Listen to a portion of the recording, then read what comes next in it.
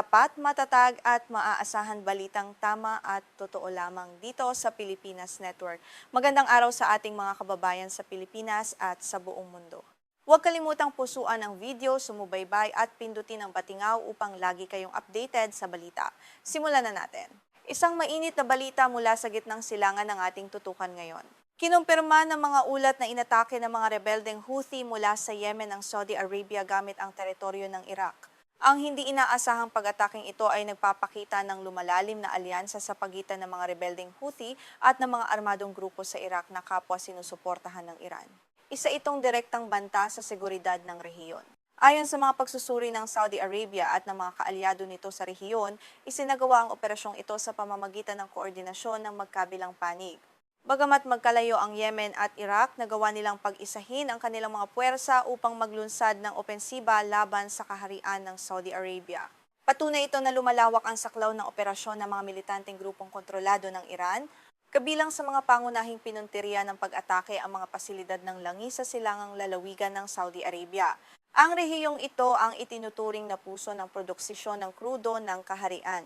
Ang pagpapakawala ng mga drone at missile sa lugar na ito ay hindi lamang banta sa ekonomiya ng Saudi Arabia, kundi nagdudulot din ng matinding pangamba sa pandaigdigang merkado ng petrolyo at sa katatagan ng supply ng enerhiya. Bilang tugon sa marahas na hakbang na ito, naglunsad ng magkasanib na pag-ataking panghimpapawid ang Saudi Arabia at Estados Unidos nitong Miyerkules. Pinuntirya ng kanilang mga puwersang panghimpapawid ang mga kampo sa Iraq na pinaniniwala ang pinagmulan ng pag-atake. Opisyal na isinisi ng Saudi Arabia ang insidente sa mga armadong grupo sa Iraq habang inako naman ng mga Houthi sa Yemen ang pananagutan sa naganap na pag-atake. May malaking pagkakaiba sa pagitan ng mga opisyal na pahayag at ng mga impormasyong nakalap ng mga ahensiya ng paniktik sa rehiyon. Ipinapakita ng mga pagsusuri na ang tinaguriang axis of resistance ng Iran ay lalong nagiging mapanganib at mayroon ng kakayahang magdulot ng pinsala sa mga kaalyado ng Amerika. Sa kabila ng ilang taon ng pambobomba ng Estados Unidos at Israel mula Lebanon hanggang Iran, tila lalo pang tumibay ang ugnayan ng mga grupong ito. Ayon sa mga lokal na opisyal, ang pinagsamang operasyon ng mga Houthi at mga militanteng Iraqi ay isinagawa sa ilalim ng direktang pangangasiwa ng Islamic Revolutionary Guard Corps o IRGC ng Iran. Ang IRGC ang nagsisilbing utak at pangunahing tagapagtustos ng mga operasyong militar ng Axis of Resistance sa buong rehiyon na nagpapakita ng malalim na impluwensiya ng Tehran sa mga kaguluhang ito. Matapos ang naganap na ganting salakay ng Saudi Arabia at Estados Unidos nitong Miyerkules, naglathala ng mga mensahe ng pakikiramay ang mga organisasyong pangmedya na kontrolado ng Iran. Kinumpirma ng kanilang mga ulat na kabilang sa mga nasawi sa pag-ataking panghimpapawid ang ilang miyembro ng IRGC, mga mandirigmang Iraqi at hindi bababa sa isang miyembro ng Houthi. Isa itong direktang katibayan ng kanilang pisikal na presensiya at pakikipaglaban sa iisang larangan. Ipinaliwanag ni Faria Al-Muslimi, isang dalubhasa mula sa kilalang institusyong Chatham House, na mayroon ng direktang pagsasanay at koordinasyon sa pagitan mismo ng mga miyembro ng Axis of Resistance. Ibig sabihin, hindi na lamang sila umaasa sa utos o pamamagitan ng Iran. Sila mismo ay nag-uusap, nagpaplano at nagtutulungan sa mga operasyong militar na nagpapakita ng mas mataas na antas ng kasarinlan at kakayahan. Ayon sa mga analista, naging mas mahalaga ang papel ng Iraq bilang sentro ng koordinasyon ng alyansang ito. Nangyari ito matapos ang pagbagsak ng rehimen ni Bashar al-Assad sa Syria at ang matinding paghina ng puwersa ng Hezbollah sa Lebanon dahil sa mga pag-atake ng Israel. Dahil dyan, ang Iraq na lamang ang natitirang ligtas na himpilan at daanan para sa mga aktibidad ng mga militanteng grupong sumusuporta sa interes ng Iran. Sa kabila ng mabibigat na akusasyon na nanatiling tahimik ang mga pamahalaan ng Saudi Arabia, Iran at Iraq at hindi sila nagbigay ng opisyal na pahayag ukol dito. Maging ang pamunuan ng mga Houthi ay umiwas din sa pagbibigay ng komento tungkol sa mga partikular na detalye ng pag-atake mula sa Iraq. Ang ganitong pananahimik ay nagpapakita ng pagiging sensitibo ng sitwasyon at ng matinding tensiyong diplomatiko sa buong gitnang silangan. Gayunpaman, binigyang diin ng mga Houthi na ang kanilang mga naunang pag-atake sa Saudi Arabia ay tugon lamang sa mga pambobomba ng koalisyong Saudi sa Yemen. Layunin din daw nilang wakasan ang pagkubkob na ipinataw ng kaharian. Itinanggi naman ng Saudi Arabia ang akusasyong ito at sinabing 12 din ng barkong may dalang supply ang malayang nakakapasok sa mga daungang kontrolado ng mga Houthi. Ang pagtutulungan ng mga Houthi at ng mga armadong grupo sa Iraq ay may mahabang kasaysayan. Partikular na malapit ang kanilang ugnayan sa Kataib Hezbollah ang pinakamalakas, may pinakamaraming sandata at pinakaorganisadong paksyon sa Iraq. Nabuo ang alyansang ito sa loob ng maraming taon sa pamamagitan ng pagbabahagi ng mga armas, teknolohiya ng drone at mga taktika sa pakikipaglaban laban sa kanilang mga kaaway. Noong 2024, opisyal na inihayag ng pinuno ng Houthi na si Abdul Malik al-Houthi ang pagkakaroon ng isang magkasanib na sentro ng operasyon kasama ang mga paksyong Iraqi. Kalaunan sa taon ding iyon, inanunsiyo ng dalawang grupo ang kanilang kauna-unahang magkasanib na operasyong militar na pumuntirya sa Israel.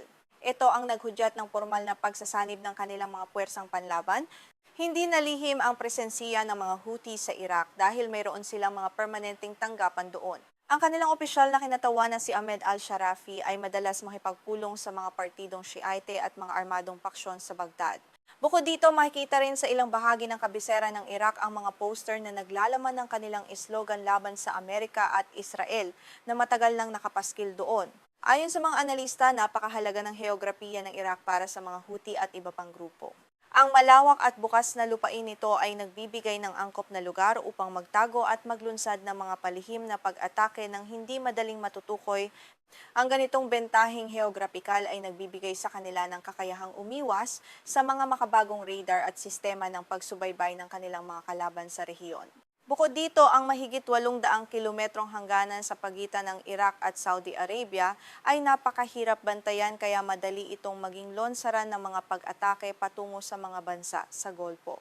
Daan-daang katulad na insidente laban sa Kuwait, Saudi Arabia at United Arab Emirates ang isinisina sa mga grupong kumikilos sa Iraq, kabilang ang pag-atake ng drone sa Embahada ng Estados Unidos sa Riyadh at sa plantang nuklear ng Baraka sa United Arab Emirates. Paulit-ulit na ipinangako ng pamahalaan ng Iraq na iimbestigahan nito ang mga aligasyon ng pag-atake mula sa kanilang teritoryo laban sa mga karatig bansa. Subalit binabatikos ito ng mga kritiko dahil sa kawalan ng konkretong hakbang upang pigilan ang mga armadong grupo. Ang kawalan ng kakayahang ito ay patuloy na sumisira sa kredibilidad ng Iraq at nagpapalala sa ugnayan nito sa mga mayayamang bansa sa Golpo. Ang matinding tensyon ay nagbunga rin ng krisis pampolitika. Kinansela ni punong ministro ng Iraq na si Ali al-Zaidi ang kanyang nakatakdang pagbisita sa Saudi Arabia upang makipagpulong kay Crown Prince Mohammed bin Salman. Ginawa ang desisyong ito matapos maglunsad ang Saudi Arabia ng mga pag-ataking panghimpapawid sa loob ng teritoryo ng Iraq na lalong nagpahirap sa diplomatikong ugnayan ng dalawang bansa sa gitna ng kaguluhan.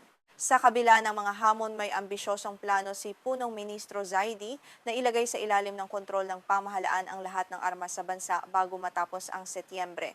Gayunpaman, nahaharap ang planong ito sa matinding pagtutol mula sa mga makapangyarihang armadong paksyon na ayaw isuko ang kanilang kapangyarihan. Ang panloob na tunggalyang ito ay naglalagay sa katatagan ng Iraq sa malaking panganib. Sa huli, pinapakita ng pag-ataking ito ang isang bagong yugto ng digmaan sa gitnang silangan kung saan ang mga grupong kumikilos para sa Iran ay higit na nagkakaisa at nagiging mas mapangahas. Habang patuloy na nagbabago ang balanse ng kapangyarihan sa rehiyon, nananatiling malaking hamon para sa pandaigdigang komunidad kung paano mapipigilan ang ganitong uri ng banta. Isang malaking pagbabago sa geopolitika sa gitnang silangan ang yumanig sa buong mundo nang bigla ang salakayin ng Iran ang mga puwersa ng Estados Unidos sa Jordan.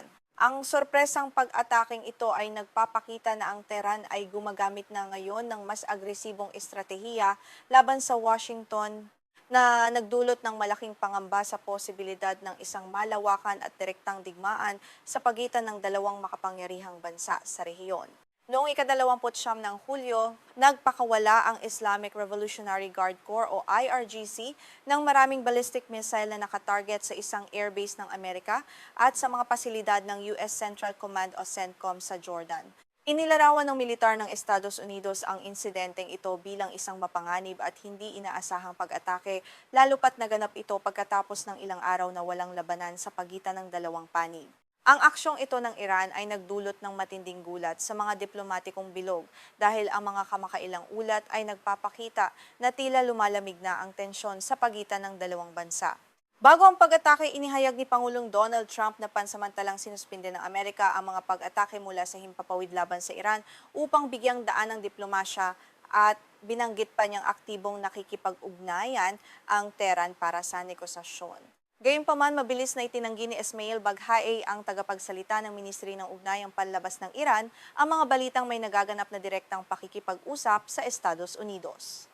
Bagamat nilinaw niya na hindi pa tuluyang isinasara ng Tehran ang pinto sa diplomasya, malinaw na ipinapakita ng mga aktwal na pangyayari sa larangan ng digmaan na may ibang kalkulasyon at plano ang pamahalaan ng Iran.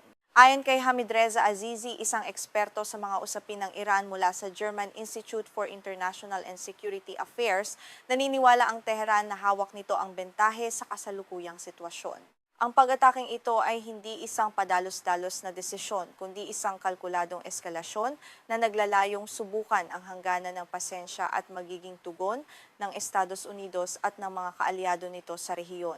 Naganap ang sorpresang pag-atake ng Iran kasabay ng pagbisita ni punong ministro ng Israel na si Benjamin Netanyahu sa Washington upang makipagpulong kay Pangulong Donald Trump.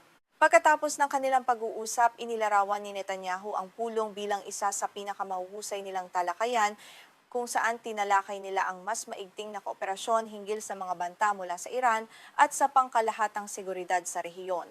Ayon sa mga ulat mula sa media ng Israel, naging pangunahing paksa sa pulong ang pasilidad ng Mount Pickaxe ng Iran. Isa itong pasilidad na nuklear sa ilalim ng lupa na itinuturing na halos hindi magigiba dahil sa lokasyon nito sa ilalim ng bundok. Nangangamba ang Israel na nagtatayo ang Iran ng karagdagang pasilidad doon, habang nauna nang nagpahiwatig si Trump ng planong salakayin ang naturang lokasyon. Naniniwala ang mga analista na ang pag-atake ng Iran sa Jordan ay isang malinaw na babala sa Washington na huwag makailam o maglunsad ng anumang bagong operasyong militar laban sa Tehran.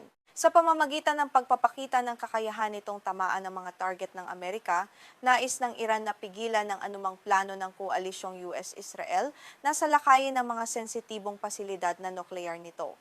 Sinabi naman ni Jason Campbell, isang nakatataas na mananaliksik sa Middle East Institute, na nais ng Iran na maging mas aktibo sa halip na manatiling pasibo sa labanang ito. Sa nakalipas na mga linggo, ang Tehran ay madalas lamang na tumutugon sa mga pag-atake ng Amerika at Israel. Ang hakbang na ito ay nagpapakita ng paglipat nito mula sa depensiba patungo sa isang mas mapangahas na opensibang estratehiya.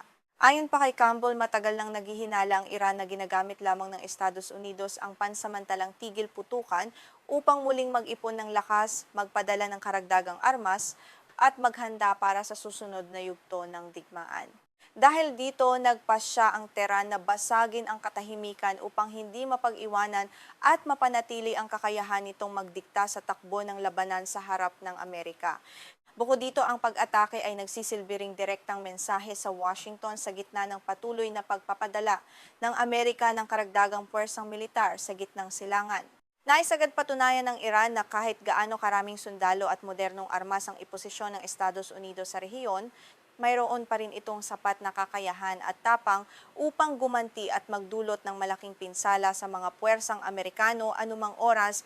Si Danny Citrinowicz, isang eksperto mula sa Atlantic Council, ay nagpahayag na sinusubukan ng Iran na hubugin ang takbo ng buong hidwaan ayon sa sarili nitong interes. Naniniwala ang pamunuan sa Tehran na ang kasalukuyang krisis ay nagbibigay dito ng ginintuang pagkakataon upang baguhin ang istruktura ng seguridad sa Persian Gulf nang sa gayon ay mas pumabor ito sa kanilang geopolitical na posisyon. Isang kapansin-pansing detalye sa pag-atake sa Jordan ang paggamit ng Iran ng mga lumang modelo ng missile. Ayon kay Azizi, ginawa ito ng Iran upang magpadala ng matigas na mensahe habang iniiwasan pa rin ang isang hindi mapipigilang digmaan. Ang paggamit ng mga missile na mas madaling harangin ay nagpapakita ng kontroladong galit, bagamat malinaw na hindi sila natatakot sa direktang komprontasyon. Bukod sa tiyempo ng pag-atake, nakikita ng mga eksperto ang malaking pagbabago sa panloob na politika ng Iran. Ang Islamic Revolutionary Guard Corps o IRGC ay lalong nagiging makapangyarihan sa pamahalaan mula nang mamatay ang kataas-taasang pinuno na si Ali Khamenei noong Pebrero. Ang bagong pinuno na si Mojtaba Khamenei ay hindi pa rin nagpapakita sa publiko na nagbibigay ng mas malawak na kalayaan sa militar.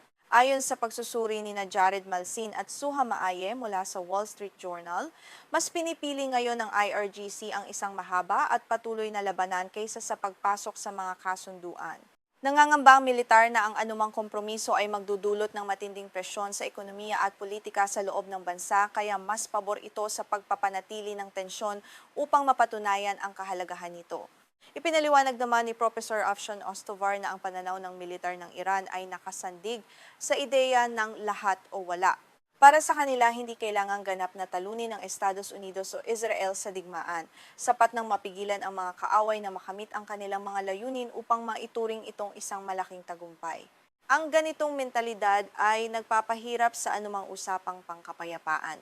Ang matigas na paninindigan ng bagong pamunuan ng militar sa Iran ay nagpapalabo sa pag-asang magkaroon ng pangmatagalang solusyon sa krisis. Dahil mas agresibo ang kanilang diskarte, bawat kilos ng Estados Unidos ay maaaring harapin ng mas mabilis at mas marahas na tugon. Nagbubukas ito ng pinto sa mas madalas at mas mapanganib na serye ng mga pag-atake na maaaring magbunga ng hindi inaasahang trahedya. Agad namang sumiklab ang mas matinding labanan matapos ang sorpresang pag-atake ng Iran. Ito ang kauna-unahang pagkakataon na ang Tehran ang naging agresor kumpara sa mga nakaraang insidente kung saan palagi nitong sinasabing tumutugon lamang ito. Bilang ganti, naglunsad ang CENTCOM ng malawakang pag-atake mula sa himpapawid laban sa 12 din ng target ng IRGC upang pahinain ang kakayahang militar ng Iran sa buong rehiyon. Nakipagtulungan din ng militar ng Estados Unidos sa Saudi Arabia upang bombahin ang mga posisyon ng mga grupong sinusuportahan ng Iran sa Iraq. Inihayag ng Washington na ang mga grupong ito ay direktang inuutusan ng Tehran na salakayin ang mga pasilidad ng enerhiya ng Saudi Arabia. Nagbabalang Amerika na kung hindi titigil ang mga pag-atake, haharap ang Iran sa mas matinding tugon ng koalisyon sa buong gitnang silangan. Sa pagtatapos, ang pag-asa para sa isang diplomatikong solusyon ay tuluyan ng nanganganib habang ang magkabilang panig ay tumatangging sumuko sa kani-kanilang estratehikong layunin. Nagpahayag ang IRGC na parurusahan nito ang mga agresor habang binabatikos ang paglabag sa soberanya ng Iraq. Malinaw ang mensahe, handa ang Iran na sumugal ng malaki sa labanang ito para sa pangmatagalang kapangyarihan nito sa hinaharap.